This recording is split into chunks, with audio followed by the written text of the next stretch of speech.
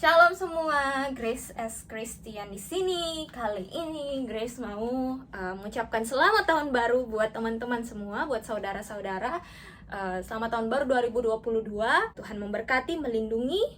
Dan saat ini Grace mau sharing tentang apa yang Grace alami beberapa bulan terakhir ini. Memang Grace nggak upload video dari beberapa bulan yang lalu ya. Tetapi Grace di sini mau membagikan beberapa hal apa yang Grace alami, yaitu seperti Grace dapat mimpi, penglihatan, bahkan pesan-pesan Tuhan ketika Grace berdoa begitu. Dan ini berkaitan dengan tahun ini 2022 gitu ya. Dan ya langsung aja Grace mulai. Jadi yang pertama, waktu Desember tahun lalu 2021 itu Grace pernah mendapat mimpi ada suatu meja, seperti meja rapat, bentuknya seperti lonjong gitu. Terus ada satu kursi di ujung seperti ketua yang duduk, jadi ada 4 orang dalam mimpi itu, tapi kursinya ada 3, satu yang ujung, kemudian ada 2 kursi, sisanya itu menghadap ke arah yang berbeda ke sana gitu. Jadi seperti anggota gitu mungkin. Nah, satu orang lagi dia berdiri, tapi di sebelah satu orang yang orang pertama berdiri.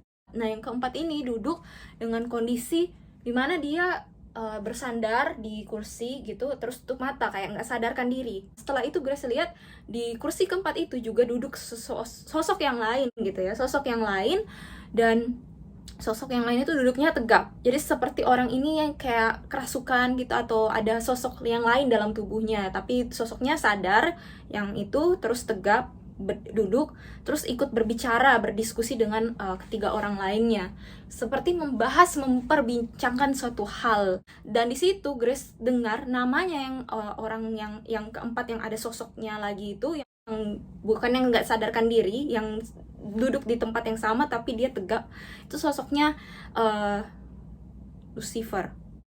Itu mengingatkan Grace tentang kisah 4 binatang buas yang keluar dari dalam laut, yang ada ditulis di kitab Daniel. Jadi penglihatan Daniel mengenai 4 binatang buas yang keluar dari dalam laut.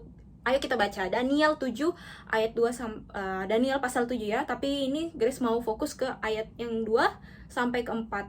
Berkatalah Daniel demikian, pada malam hari aku mendapat penglihatan, tampak keempat angin dari langit mengguncangkan laut besar, dan 4 binatang besar naik dari dalam laut. Yang satu berbeda dengan yang lain. Yang pertama rupanya seperti seekor singa dan mempunyai sayap burung Raja Wali.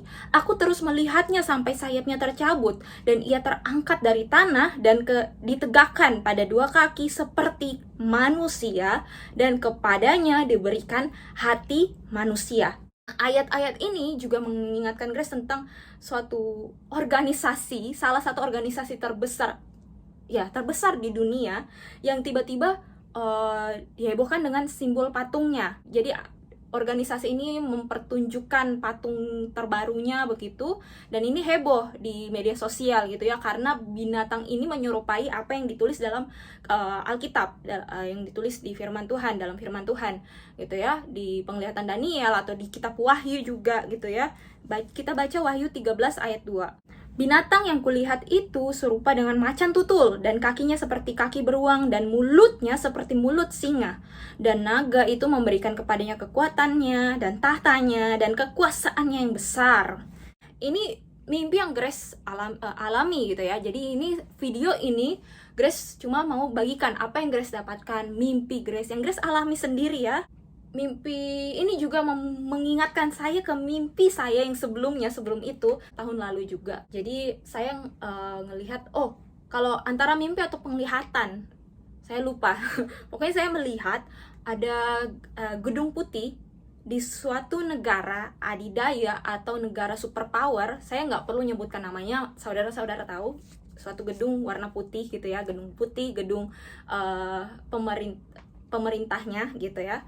Dan gedung putih ini dia punya 4 pilar besar di depannya, 1, 2, 3, 4 gitu ya. Nah, di tengah-tengah pilar ini, di antara pilar ini maksudnya, itu ada tulisan tiba-tiba muncul 666 gitu.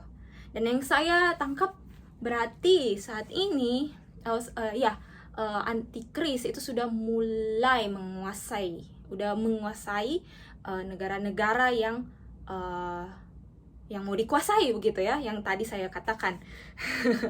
Gitu ya. Dan ada maksud, berarti sudah ada, kalau dihubungkan dengan mimpi yang tadi, berarti ada rencana yang sudah dijalankan gitu ya. Ada rencana, ada strategi yang sedang dijalankan saat-saat ini. Dan untuk tahun 2022 Januari gitu ya. Januari saya jujur saya mengikuti suatu komunitas rohani, dan situ juga hamba Tuhan bilang tahun ini banyak gempa bumi terjadi dan banyak bencana alam terjadi, Tuhan izinkan, tetapi itu semua Tuhan yang punya kuasa, Tuhan punya kehendak atas semuanya. Jadi ya kembali lagi, kalau yang masih suka hidupnya orang teman-teman yang hidupnya nggak betul-betul taat, dekat pada Tuhan, ayo bertobat. Itu saya ngajak teman-teman, ini saya dapat mimpi, saya share, bagikan, bukan karena saya mau show off atau mau pamer atau mau sombong, enggak. Karena ini saya bagikan, saya kasih tahu teman-teman juga, karena kita memang sudah berada di hari-hari mendekati akhir zaman, semakin dekat pada kedatangan Tuhan Yesus yang kedua kalinya. Jadi sebelum semuanya terlambat, ayo bertobat, oke? Ayo taat pada firman Tuhan, cari hadirat Tuhan setiap hari. Yang masih keterikatan pornografi, masturbasi, seks luar nikah, bertobat. Komitmen, sungguh-sungguh lepas gitu ya, lepas. Saat teduh tiap pagi. Itu kalau sendirian merasa ada yang kurang kalau saya sarankan ikut doa pagi juga. Doa pagi itu ada kan di media sosial kan, ada yang lewat online meeting, Zoom dan sebagainya gitu kan. Ikut, jadi ada pengajaran, ada mujizat, dan ya iman bertumbuh pastinya, dan ya pelepasan sepenuhnya terjadi, pemulihan sepenuhnya terjadi, karena itu nggak cuma menyangkut pelepasan dari roh jahat, tapi pemulihan secara mental atau psikologis kejiwaan kita. Karena saya juga ikut teman-teman, saya jujur saya ikut, karena saya perlu pemulihan itu juga, gitu ya, bahkan sampai sekarang dan masih berlanjut. Oke, lanjut. Jadi tahun 2022 bulan Januari akan banyak gempa bumi gitu ya, bencana alam, Tuhan izinkan terjadi.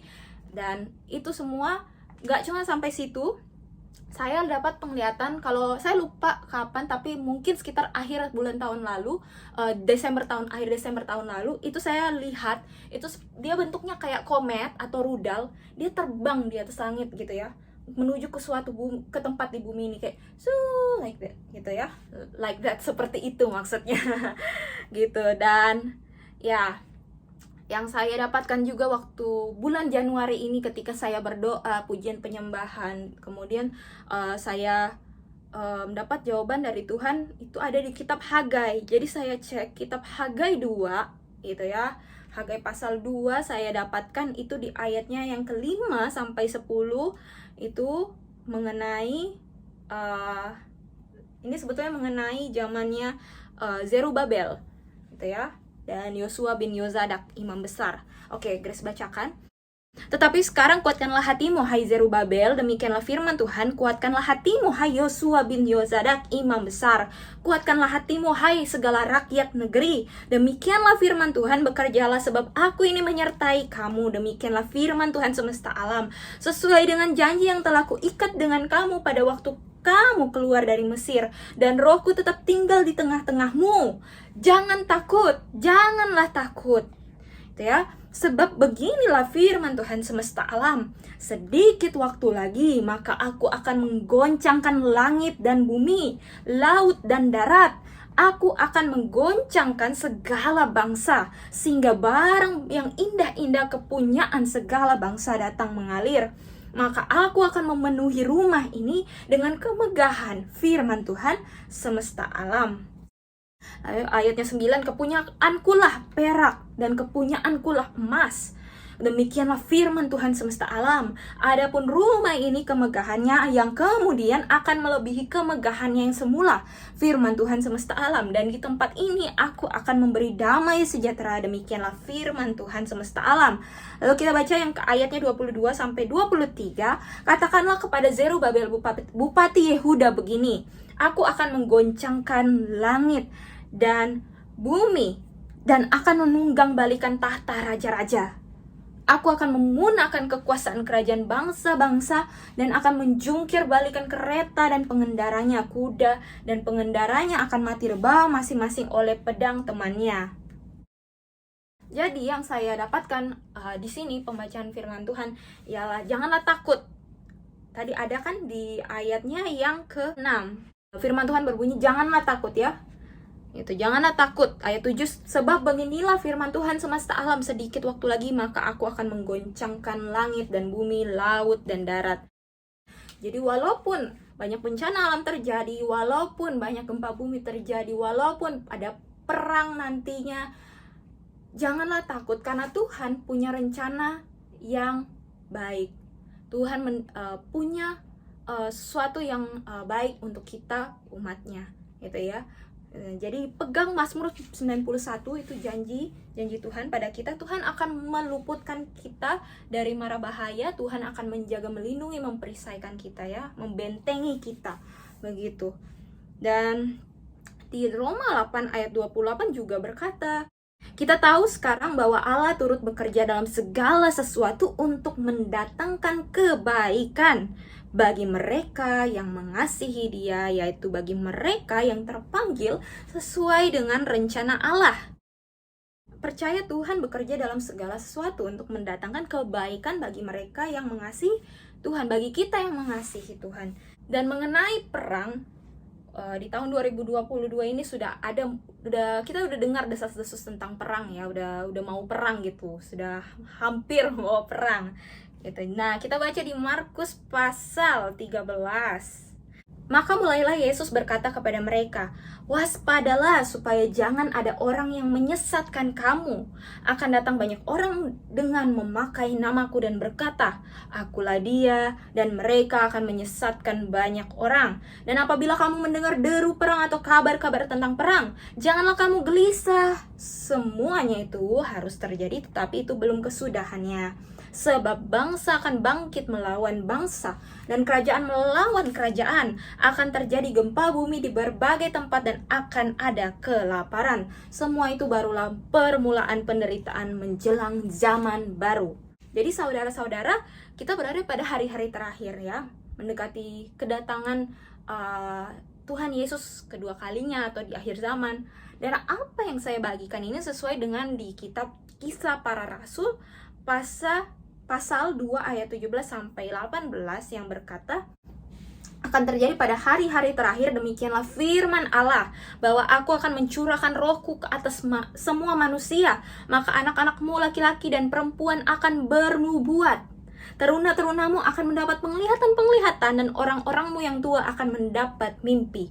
Juga ke atas hamba-hambaku laki-laki dan perempuan akan kucurahkan rohku pada hari-hari itu, dan mereka akan bernubuat. Jadi kalau kita sekarang sudah mendengar firman Tuhan demikian dan masih hidupnya masih jauh dari Tuhan, sadar-sadar ya teman-teman, bertobat, banyak berdoa, banyak sediakan waktu untuk cari hadirat Tuhan, untuk saat teduh, untuk pujian penyembahan, baca firman Tuhan, gitu ya. Dan seperti yang tadi saya singgung di awal, saya dapat mimpi-mimpi demikian yang merujuk ke antikris. Iya, sekarang sudah dimulai tahun 2022. Kalau teman-teman sadar, itu banyak hal-hal aneh terjadi ya. Itu kayak gini, saya sempat dapat tentang game online. Saya cuma buka suatu media sosial dan ada iklan game online di situ. Iklan game online-nya, saya nggak nyebut brand atau merek iklan game online itu ya. Itu dibuat ceritanya kan, jadi sebelum main game itu ada cerita awalnya begitu. Cerita awalnya tentang suami istri, kemudian istrinya itu pergoking suaminya selingkuh dengan cewek lain, yang dilihat bajunya tuh seksi, tubuhnya tuh seksi di iklan itu.